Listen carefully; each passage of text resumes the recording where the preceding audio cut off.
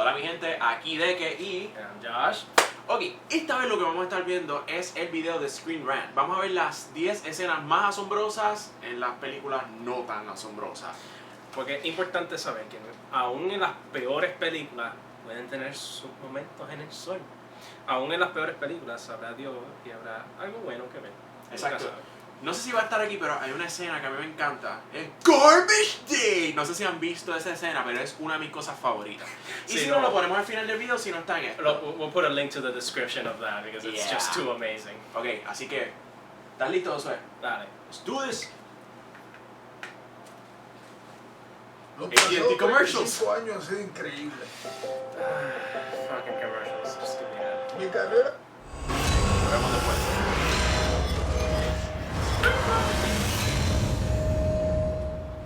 Nobody sets out to make a bad movie, but it does happen from time to time. Still, these awful flicks are made by professionals, meaning every now and then they'll be able to craft a standout scene or two. Some of them are so great in terms of character and story development that we wonder how the rest of the film went so wrong. Here are Screen Rant's 10 amazing scenes in terrible movies. I don't care what anybody says. I like the Hobbit movies. Me gusta mucho The Hobbit. I'm sorry. Attack of the Clones. The Star Wars prequels are maligned for everything from the production design to the characterization, but they still have a few merits. One of the most powerful moments comes midway through Attack of the Clones, when Anakin embarks on a personal mission to save his mother from the Tusken Raiders. Getting to her too late, he watches in horror as Shmi dies in his arms, setting off a chain reaction that would lead him to become Darth Vader. It's haunting and dark, and also establishes that Anakin's bad premonitions could come true. If only the rest of Hayden Christensen's performances could have been this strong. True. Life seems so much simpler when you're fixing things. I don't like sand. Superman Returns. I have nothing to comment about this. You're a big Superman fan, aren't you? Bryan Singer's soft reboot of the old Superman franchise was criticized for being dull and void of action, but that was not an issue in one of the movie's most memorable moments. When a plane malfunctions after a power failure, only the Man of Steel can save it, and what we saw was a thrilling throwback to old-school Kal-El heroics. The scene announced Superman's return both to the movies and in the film's story itself, illustrating why the world isn't the same without it. It's a shame the rest of the movie couldn't be this exciting. This early sequence got our hopes up for a rousing adventure. Tell me this movie was good. Tell me this movie was good. Shut the fuck up. WRONG! I had to make the reference, I'm sorry. X-Men, The Last Stand.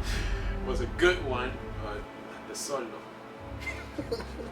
The Last Stand is credited with derailing one of the top superhero franchises, and it didn't offer much in terms of quality filmmaking when it was released.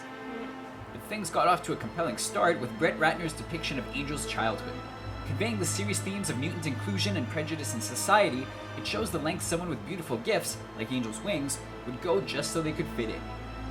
It instantly makes the mutant plight sympathetic, and sets up the mutant cure storyline in grand fashion. Too bad the rest of the film didn't have the same payoff. As bad as the movie is, it had its moments. Between invisible cars and over-the-top action, Die Another Day forced Bond producers to reboot the franchise from the ground up. Pierce Brosnan's final mission wasn't a total loss. A standout sequence is when Bond engages in a high-stakes fencing duel with Graves.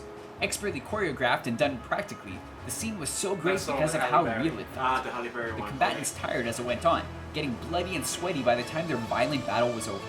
The sword fight gave Die Another Day a grittiness that the rest of the film largely lacked. The Matrix Reloaded. Dude, say what you will about this movie, but this scene. The first Matrix sequel was thought to be too heady and philosophical for its own good, but the Wachowskis still proved their knack for breathtaking action. By far, the most memorable set piece in the film is the 14-minute highway chase. Notable for the amount of effort that went into it, the Wachowskis actually built a freeway to use specifically for the scene, and injected the action bits with a classic Matrix twist to give viewers something new and exciting. Full of high stakes and death-defying stunts, even those who dislike the sequels have to admit this is pretty slick. This scene is amazing. Spider-Man 3. The fuck? No, The scene. No, I don't like it. It has, a little, but... Spider-Man 3 had an overblown story with too many characters, and had trouble figuring out which arcs to pursue. Director Sam Raimi had always intended to use Sandman as a villain, and his passion for Flint Marko is evident in this beautiful scene. After his body is fused with sand during a particle accelerator test, Marko is reborn as the Sandman, in a moment that's poignant and touching. It's accompanied by a mesmerizing musical score and no dialogue, and draws viewers in with its genuine emotion that tugs at our heartstrings. Sandman was never a bad guy, and this scene shows it The to movie's horrible, but this scene, man.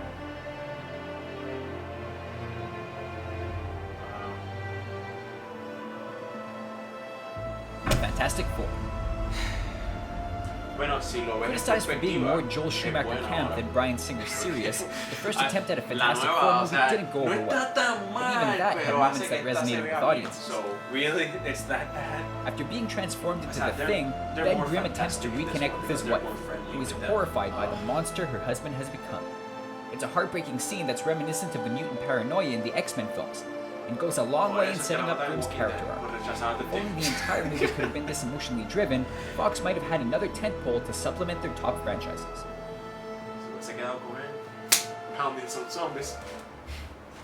X-Men Origins, Wolverine. It's erased from the franchise continuity now, but the first Wolverine movie had a lot of promise in 2009. It was squandered, but one of the opening sequences is still one for the ages, showing Wolverine and Sabretooth fighting through every historical war as unstoppable soldiers never leaving each other's side. The scene thrillingly showcased their past, and seemingly was building towards an epic fight for their lives in the main plot.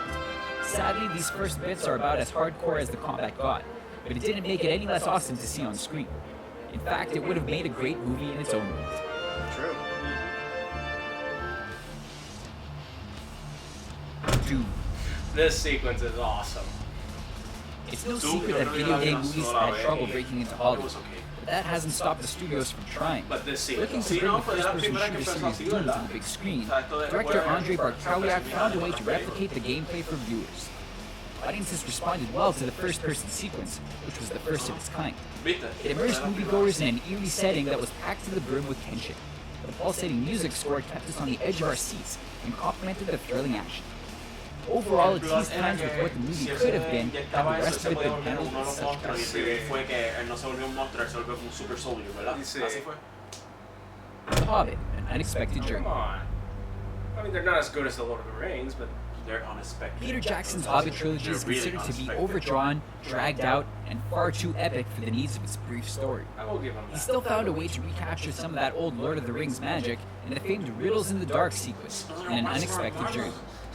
Featuring Andy Serkis' triumphant return as Gollum, a pivotal creature gains Bilbo in a deadly game, as the young hobbit tried to escape. The scene harkened back to Tolkien's writing and Jackson's keen sense of directing. It was one of the standout moments in the trilogy, giving us Considering that they were nostalgia adding and more meaningful things character that are part development of for the the hero. Silmarillion and shit. Those are our picks for amazing scenes in bad movies. Do you agree with our list? Which bad movies have moments you enjoy? Sound off in the comments below and be sure to subscribe to our channel for more videos like this one. Ok, reacciones de nosotros. Quiero decir algo por lo menos que observé. X-Men Origins, en lo personal, quiero hablar algo de esa película. Ya, pues. X-Men Origins tiene varias cosas que honestamente los fans we hate, vamos a admitirlo. Deadpool. Gambit. Deadpool es exacto, Deadpool y Gambit. Deadpool y Gambit eran personajes que para ese tiempo no eran tan famosos como lo son ahora. Gambit sí, pero Deadpool no, porque vamos a admitir, no muchas personas saben quién era Deadpool. Yo sabía un poquito. Yo pensaba que era el pana de Spider-Man que tenía espada. Esa era la descripción honesta para mí. Ok, cuando lo vi en el cine, Ryan Reynolds, que iba a ser Deadpool, se veía cool, porque tienes que admitirlo, la escena del elevador es una de las mejores escenas. Pero cuando la película va corriendo y vemos el final result de Deadpool, That was horrible. fue horrible. Y adicional, esta película, yo no sé si tú recuerdas, que la mayoría de las personas la vio ilegal, pirateada, con los efectos bien mal hechos. Yo no sé si tú la viste así, yo por lo menos la vi así. No, yo no llegué a verla así. Y fue un reaction. Recientemente la volví a ver y ¿sabes qué pasó? Al final, en los end credits, Deadpool estaba vivo. Yep. So, ellos imaginaron que le iba a ver bastante bien para continuarla. Yo espero que ese tema lo toquen en la nueva Deadpool, que se ve badass. Tú la has visto los trailers. Sí. Se ve brutal y honestamente es una de las que estoy esperando. Y José, ¿cuál fue tu escena favorita de las películas que se mostraron aquí? La de Gold. Esa escena fue casi idéntica con el libro. Yo no encontré que esas películas fueron tan malas. El problema más grande es que debía haber sido 2 películas. porque yo entiendo que añadieron ciertas cosas de los otros libros y ya para la tercera como que dragging too much, pues nada. A mí no me gusta. Un personaje no me gusta. I'm sorry, man. Yo hubiera añadido personalmente la escena de la masacre de los Jedi en episodio 3.